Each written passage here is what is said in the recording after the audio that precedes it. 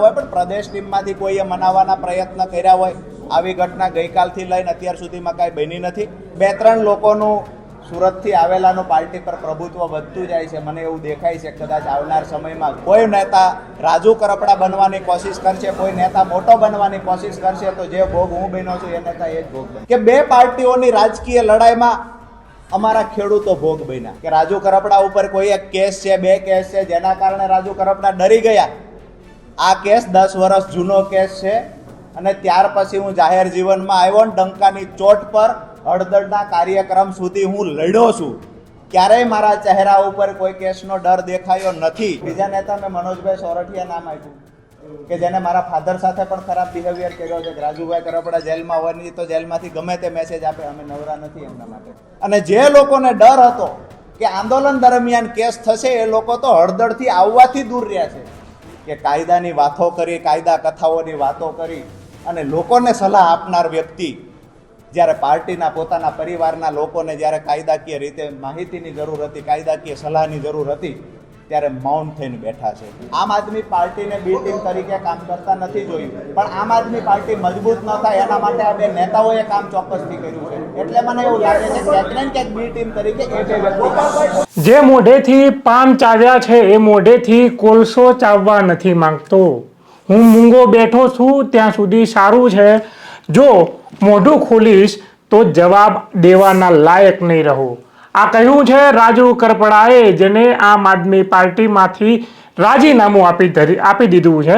શા માટે એમને રાજીનામું આપ્યું છે? પ્રેસ કોન્ફરન્સ કરીને એમને વિગતવાર માહિતી આપી છે અને એમને આડે હાથ કોણે લીધા છે? ખાસ કરીને ગોપાલ ઇટાલિયા અને મનોજ સોરઠિયા. એમના ઉપર આકરા પ્રહાર કરતા કહ્યું કે જે કાયદા કથાઓની વાતો કરે છે, હું જેલમાં ગયો ત્યારે આ લોકો મૌન હતા. મને અને 68 ખેડૂતોને છોડાવવા માટે પાર્ટીએ પ્રયાસો નથી કર્યા. કોઈ લીગલ ટીમ પણ અમારા માટે મોકલી નથી. ક્યાંય ને ક્યાંય એનાથી નારાજ થઈને એમને રાજીનામું ધર્યું છે એવું પણ કહેવાનો પ્રયાસ કર્યો. ગોપાલ ઇટાલિયાને રાત્રે ઊંઘ ના આવે એવી રીતે પ્રહાર કરીને એવા આરોપો લગાવ્યા છે કે આ જે ગોપાલ ઇટાલિયા છે એ હળદરની જે આખી ઘટના ઘટી ત્યારે આ ડરના કારણે દૂર હતા. કોના કેસના ડરના કારણે? કારણ કે રાજુ કરપડા ઉપર એક આરોપ એવો લગાવવામાં આવે છે કે રાજુ કરપડા આ કેસ થયા એટલે ડરી ગયા એટલે રાજીનામું આપે છે. પણ ક્યાંય ને ક્યાંય એને પણ પ્રહાર કરીને કીધું છે કે નહીં, જે હળદરની ઘટના ઘટી એ કેસના ડરથી જે દૂર રહ્યા એ બધા એ ડરતા હતા, હું નહીં. ક્યાંય ને ક્યાંય એમને જે મનોજ સોરઠિયા છે એમની પાર્ટીના સંગઠન મહામંત્રી, એમના વિરુદ્ધ તો એવું કહ્યું કે જ્યારે મારા પિતાએ, હું જેલમાં હતો ત્યારે એમને ફોન કર્યો ત્યારે એવું કીધું કે હું નવરો નથી રાજુ કરપડાને છોડાવવા માટે, એ તો મેસેજ મોકલ્યા કરે. સાંભળો રાજુ કરપડાની વેદના કે એમને જેલવાસ દરમિયાન શું ભોગવ્યું, પાર્ટીની અંદર કેવી સ્થિતિ છે, શું ખરેખર આમ આદમી પાર્ટીમાં કોઈ વ્યક્તિ જઈને પરિવર્તન લાવવા માંગે છે, ક્રાંતિ લાવવા માંગે છે, બદલાવ લાવવા માંગે છે. આ રાજુ કરપડાનો વિડીયો જોવે, પ્રેસ કોન્ફરન્સ જોવે તો શું ખરેખર એ વ્યક્તિ હવે આ પાર્ટીમાં જવા ઈચ્છે કે કેમ, એ તમે વિડીયો જોઈને જ ખબર પડશે.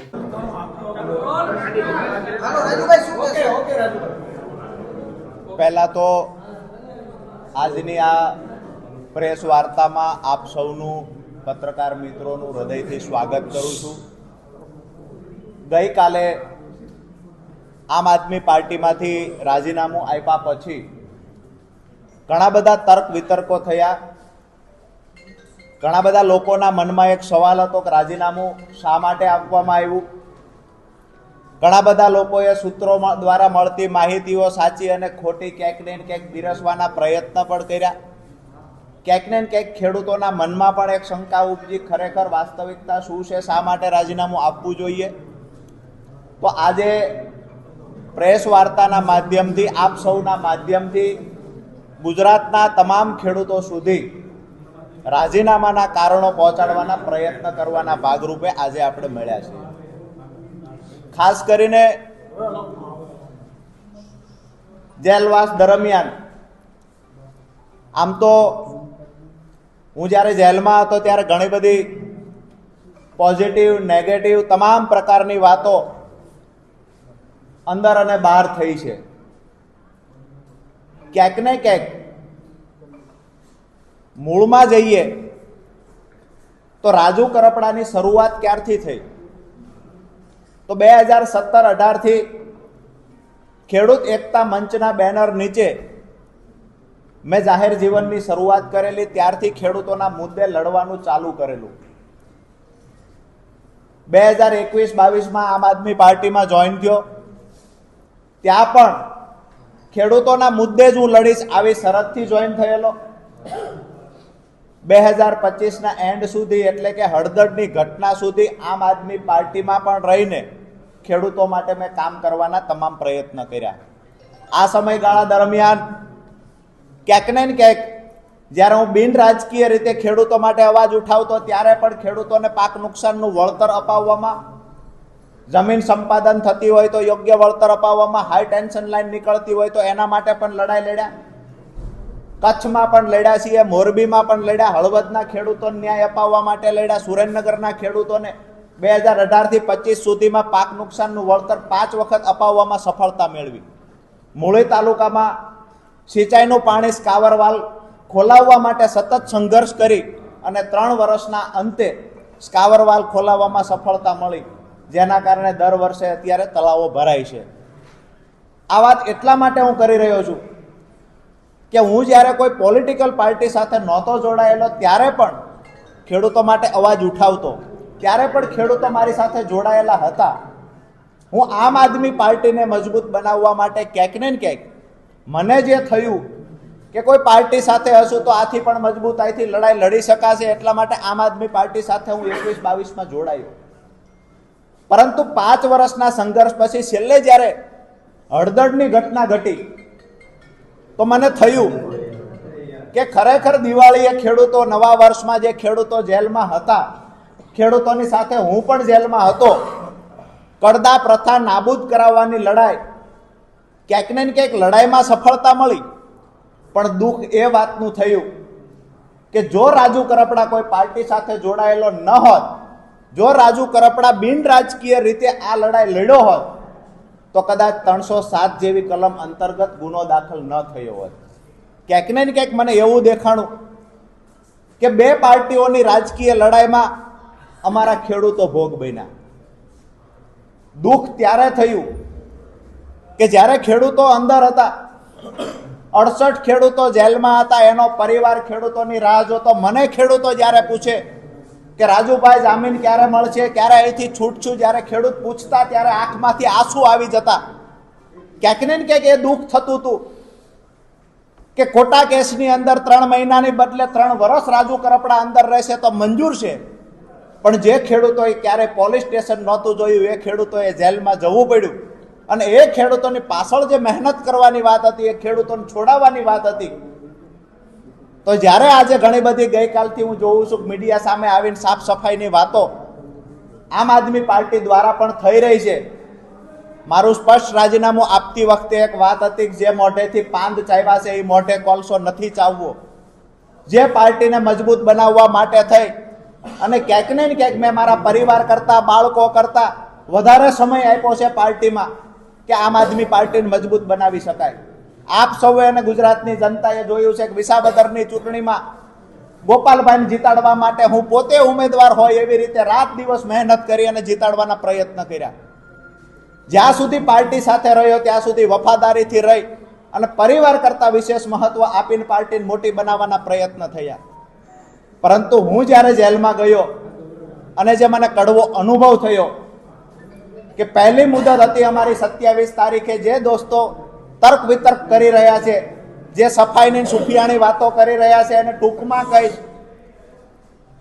કે 27 તારીખ 27/10/2025ના રોજ પહેલું 12 ખેડૂતોના જામીન મૂકવામાં આવેલા. એનું પહેલું હિયરિંગ હતું 27/10/2025.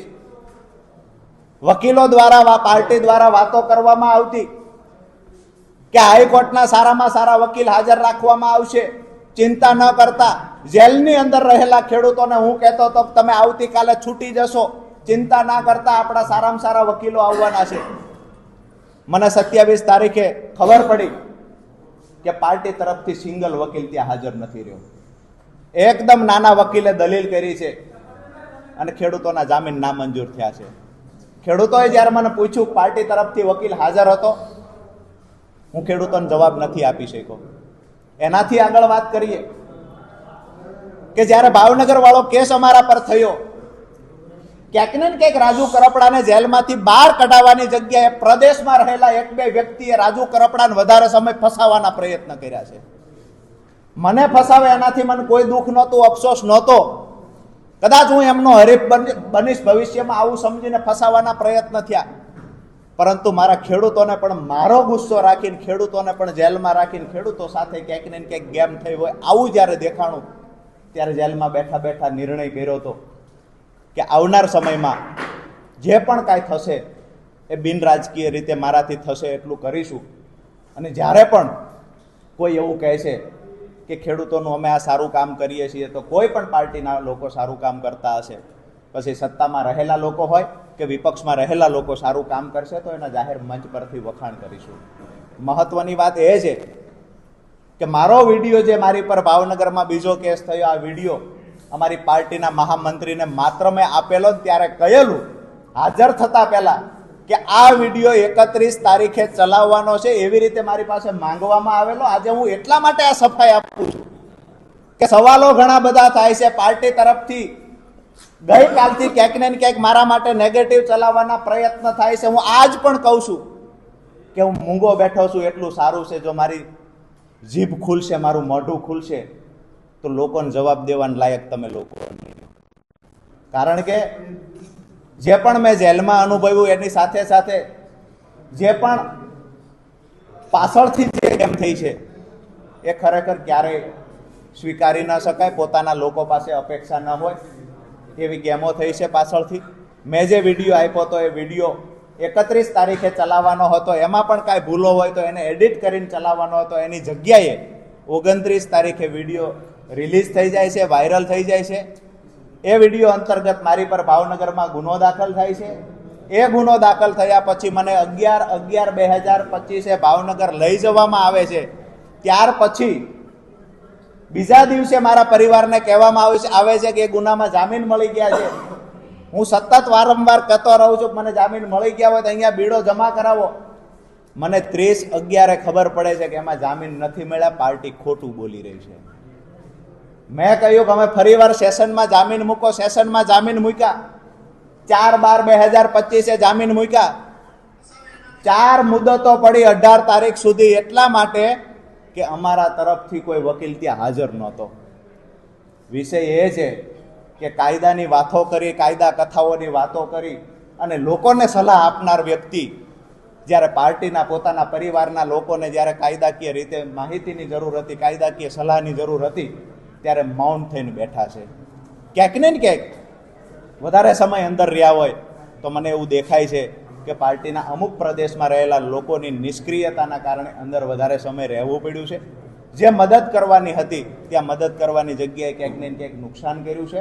એટલે મેં નક્કી કર્યું છે કે 2 રાજકીય પાર્ટીઓની લડાઈમાં ખેડૂતોના થતા કામ અટકી રહ્યા છે, તો બિન રાજકીય રીતે ખેડૂતોની સાથે રહીએ અને આવનાર સમયમાં ખેડૂતોના કામ કરીએ.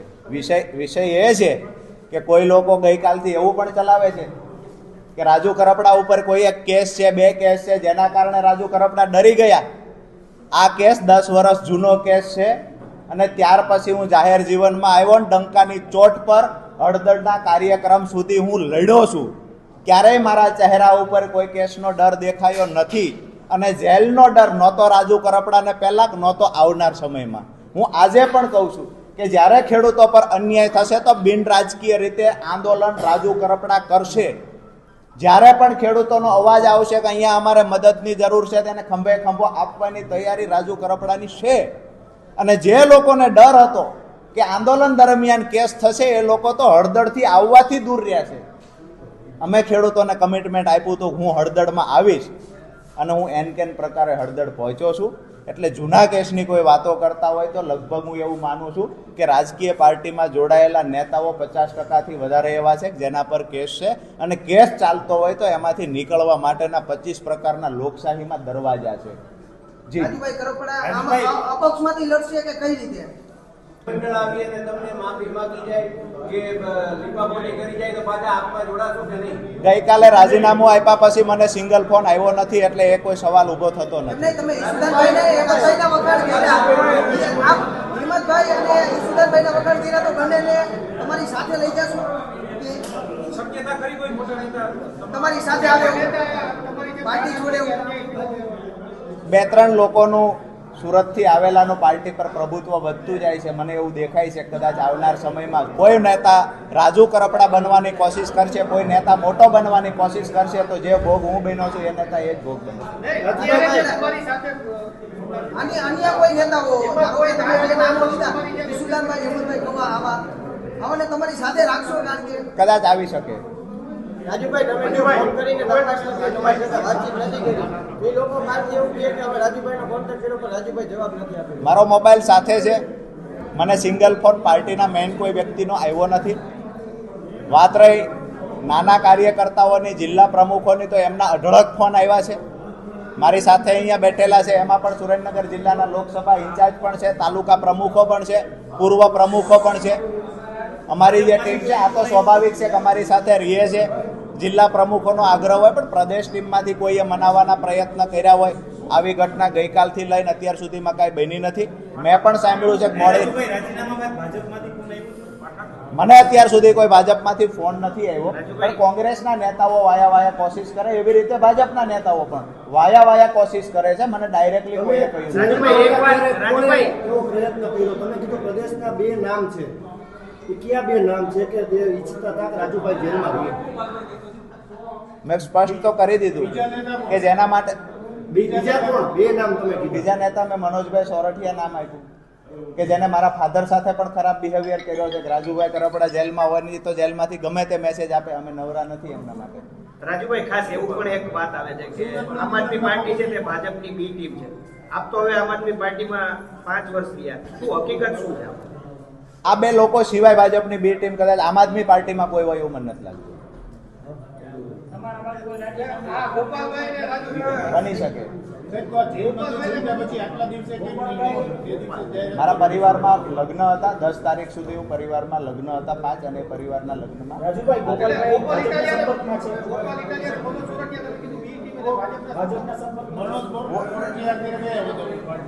પાર્ટીમાં સંગઠન મહામંત્રી છે, મહત્વના હોદ્દા પર છે, લાંબા સમયથી છે.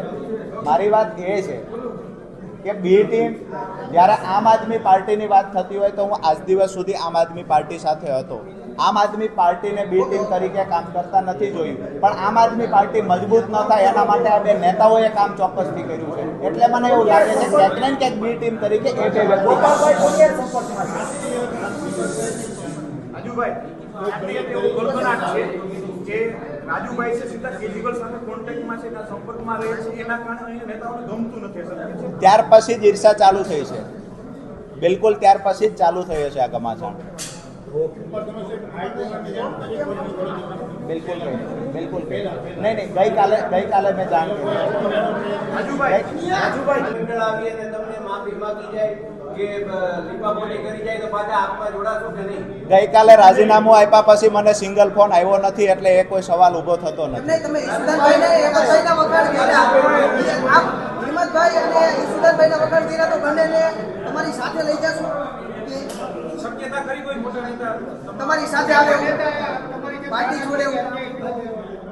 2-3 લોકોનું સુરતથી આવેલાનું પાર્ટી પર પ્રભુત્વ વધતું જાય છે. મને એવું દેખાય છે કદાચ આવનાર સમયમાં કોઈ નેતા રાજુ કરપડા બનવાની કોશિશ કરશે, કોઈ નેતા મોટો બનવાની કોશિશ કરશે તો જે ભોગ હું બન્યો છું એ નેતા એ જ ભોગ બનશે. અન્ય કોઈ નેતાઓ ધારો કે તમે જે નામો લીધા ઈસુદાનભાઈ, હેમંતભાઈ કવા આવાને તમારી સાથે રાખશો? કારણ કે કદાચ આવી શકે. રાજુભાઈ તમે જો ફોન કરીને દરખાસ્ત કરી તમારી સાથે વાતચીત નથી કરી, એ લોકો મારથી એવું કહે કે અમે રાજુભાઈનો કોન્ટેક્ટ કર્યો પણ રાજુભાઈ જવાબ નથી આપ્યો. મારો મોબાઈલ સાથે છે, મને સિંગલ ફોન પાર્ટીના મેઇન કોઈ વ્યક્તિનો આવ્યો નથી. વાત રહી નાના કાર્યકર્તાઓની જિલ્લા પ્રમુખોની તો એમના અઢળક ફોન આવ્યા છે. મારી સાથે અહીંયા બેઠેલા છે એમાં પણ સુરેન્દ્રનગર જિલ્લાના લોકસભા ઇન્ચાર્જ પણ છે, તાલુકા પ્રમુખો પણ છે, પૂર્વ પ્રમુખો પણ છે. અમારી જે ટીમ છે આ તો સ્વાભાવિક છે કે અમારી સાથે રહે છે. જિલ્લા પ્રમુખોનો આગ્રહ હોય પણ પ્રદેશ ટીમમાંથી કોઈએ મનાવવાના પ્રયત્ન કર્યા હોય. આવી ઘટના ગઈકાલથી લઈને અત્યાર સુધીમાં કાંઈ બની નથી. મેં પણ સાંભળ્યું છે કે મોડી મને અત્યાર સુધી કોઈ ભાજપમાંથી ફોન નથી આવ્યો, પણ કોંગ્રેસના નેતાઓ વાયા કોશિશ કરે એવી રીતે ભાજપના નેતાઓ પણ વાયા કોશિશ કરે છે. મને ડાયરેક્ટલી કોઈએ કહ્યું નથી. રાજુભાઈ, એક વાત, રાજુભાઈ, એવો પ્રયત્ન કર્યો. તમે કીધું પ્રદેશના 2 નામ છે. એ કયા 2 નામ છે કે જે ઈચ્છતા હતા કે રાજુભાઈ જેલમાં રહે? મેં સ્પષ્ટ તો કરી દીધું કે જેના માટે બીજા કોણ 2 નામ તમે કીધું? બીજા નેતા મેં મનોજભાઈ સોરઠિયા નામ આપ્યું કે જેને મારા ફાધર સાથે પણ ખરાબ બિહેવિયર કર્યો છે. રાજુભાઈ કરપડા જેલમાં હોય નહીં તો જેલમાંથી ગમે તે મેસેજ આપે, અમે નવરા નથી એમના માટે. રાજુભાઈ, ખાસ એવું પણ એક વાત આવે છે કે આમ આદમી પાર્ટી છે તે ભાજપની બી ટીમ છે. આપ તો હવે આમ આદમી પાર્ટીમાં 5 વર્ષ રહ્યા, શું હકીકત શું છે? આ 2 લોકો સિવાય ભાજપની બી ટીમ કદાચ આમ આદમી પાર્ટીમાં કોઈ હોય એવું મને નથી લાગતું. બની શકે. મારા પરિવારમાં લગ્ન હતા, 10 તારીખ સુધી હું પરિવારમાં લગ્ન હતા, 5 અને પરિવારના લગ્નમાં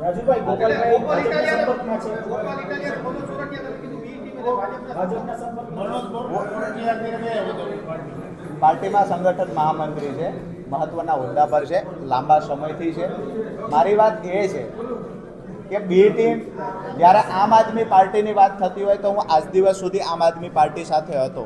આમ આદમી પાર્ટીને બી ટીમ તરીકે કામ કરતા નથી જોયું, પણ આમ આદમી પાર્ટી મજબૂત ન થાય એના માટે આ 2 નેતાઓએ કામ ચોક્કસથી કર્યું છે. એટલે મને એવું લાગે છે કે ક્યાંક ને ક્યાંક બી ટીમ તરીકે એ 2 વ્યક્તિ